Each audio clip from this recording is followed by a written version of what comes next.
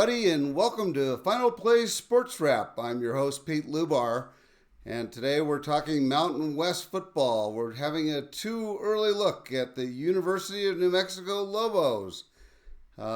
It's been a very interesting year for the Lobos. The Lobos had their best season in quite some time last year, going 5-7 overall and 3-4 in conference. The Lobos had their best win in about 15 years with an exciting 38-35 win over then number 17 ranked Washington State. Things were looking bright for the Lobos heading into the 2025 campaign under what would be second-year coach Bronco Mendenhall. They had a first-team NWC quarterback, Devin Dampier, coming back at quarterback, a top running back in Eli Sanders. Their best returning receiver was coming back, and this was an offense that averaged 480 yards per game, fourth in the nation last year, and then the proverbial shit hit the fan. And 4 days after losing to the Hawaii Rainbow Warriors, Bronco announced he was taking a lateral head coaching job at Utah State, leaving New Mexico after 1 year. A day later, offensive coordinator Jason Beck announced he was taking a similar position with the University of Utah. And then quarterback Devin Dampier also entered the transfer portal to go to Utah to follow his coach. And speedy receiver and return guy Luke Wysong transferred to Arizona. And their best running back Eli Sanders left for University of Southern Cal. And before it was over, 35 Lobos had entered the transfer portal, more than any other team in the nation at that time, according to Athlon Sports. So Lobos got hit very hard, decimated the program. New athletic director Fernando Lobo turned to Idaho Vandal coach Jason Eck as their next head ball coach. Eck was 26-13 at Idaho and had made the FCS playoffs all 3 years he had been there. He's done a credible job of recruiting at New Mexico, retaining several players from the portal, adding a stable of high-end FCS players, and a group of underused Power 4 players. At the University of Idaho, Eck ran a pro-style offense with strong emphasis on running the ball, which is a good thing because the strength of the Lobo offense this year will be its offensive line and running game. Used a lot of tight end motion and incorporated some shotgun with an aim of controlling the pace of the game and a focus on ball control with play-action passes. To that end, he will rely on quarterback transfer Jack Lane, who appeared in 9 games for the Vandals last year. He had 99 attempts for 1,477 yards, 14 TDs, and just 4 interceptions. He had about a 63% completion percentage, which is pretty darn good. And so he'll be QB1. They've got, from a running back standpoint, a bevy of good running backs, primarily Scottre Humphrey is coming in from Montana State. He's a FCS All-American. He had 199 carries for 1,386 yards last year, 16 TDs. He averaged 7 yards a carry, which is outstanding. They also are bringing in Damon Begston from Weber. He had 177 carries for 1,104 yards and 6 TDs. And they've got a kid that played for Eck at Idaho, Deshaun Buchanan, who ran for 79 times for 567 yards and 5 TDs. So the Lobos have a number of good running backs. They'll be fine in that area. Receiver is a little bit different. They're bringing in a receiver from K-State, Keegan Johnson. Keegan is caught 29 balls for 359 yards and 1 TD, 12.4 yards per catch. So he's coming in. He was hurt in spring, so he hopefully will be available in the fall. And then they've got a kid who shined in spring, Isaiah Blair, who's a 5'11", 190-pound kid from Cerritos Community College. He had 35 catches for 675 yards and 6 touchdowns.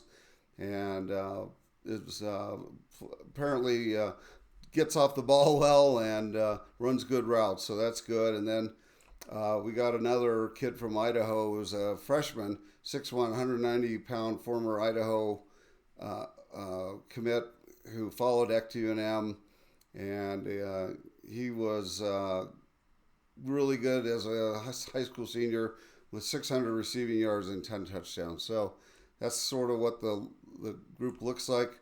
From an offensive line standpoint, Lobo should be just fine. They get Richard Pierce back, who's a 6'2", 320-pound East Carolina transfer. He was the team captain last year.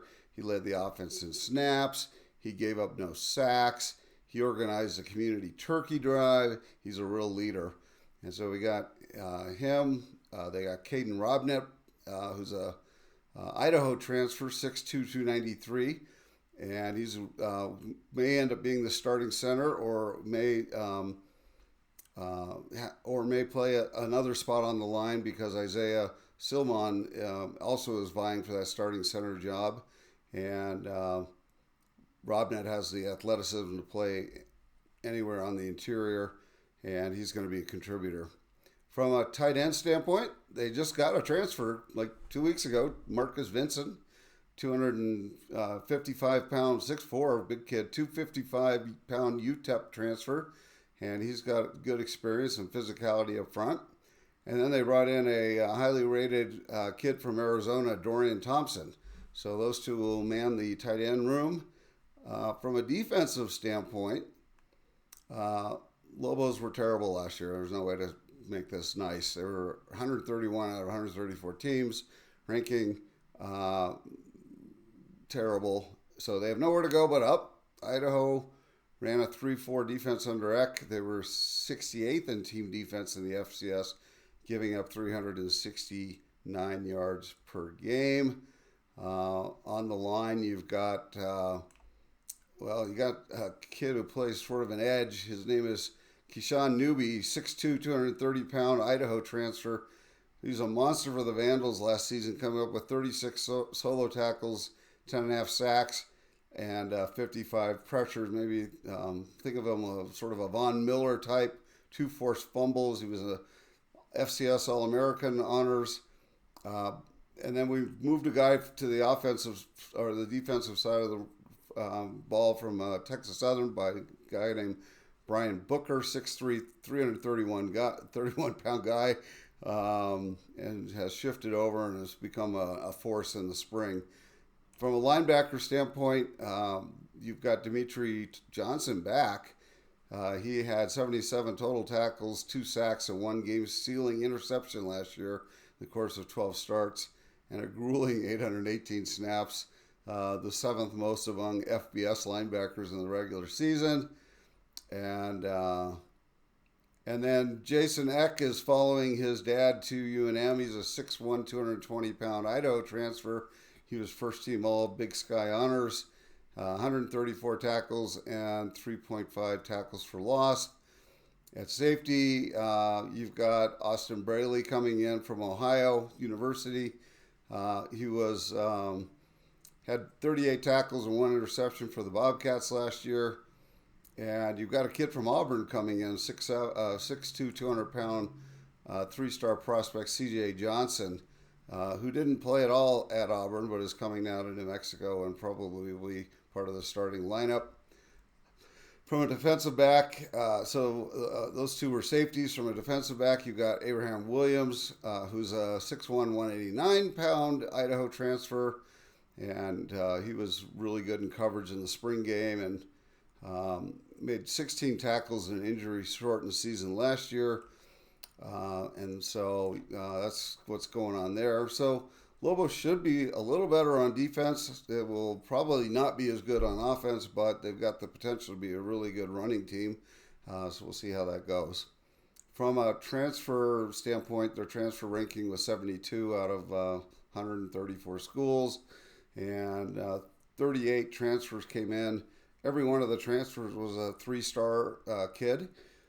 We mentioned almost all of them, but Jack Lane and Keegan Johnson and Dorian Thomas and Scotty Humphrey and Bankston. So you'll see a lot of those guys on the Lobo team, and starting and playing this year. From a recruiting standpoint, the Lobos brought in 20 recruits, some 3 stars, mostly 2 or lower. So they're going to have to grow them up and coach them up. So from a schedule standpoint, the schedule makers were not kind to the Lobos this year, and I think that will ultimately impact them. They start the season with Michigan.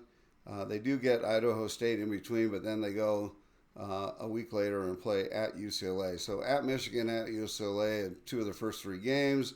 And then they start conference season October 3rd at San Jose State. They play at San Jose State, at Boise. They get Nevada at home, Utah State at home, which should be a really fun game.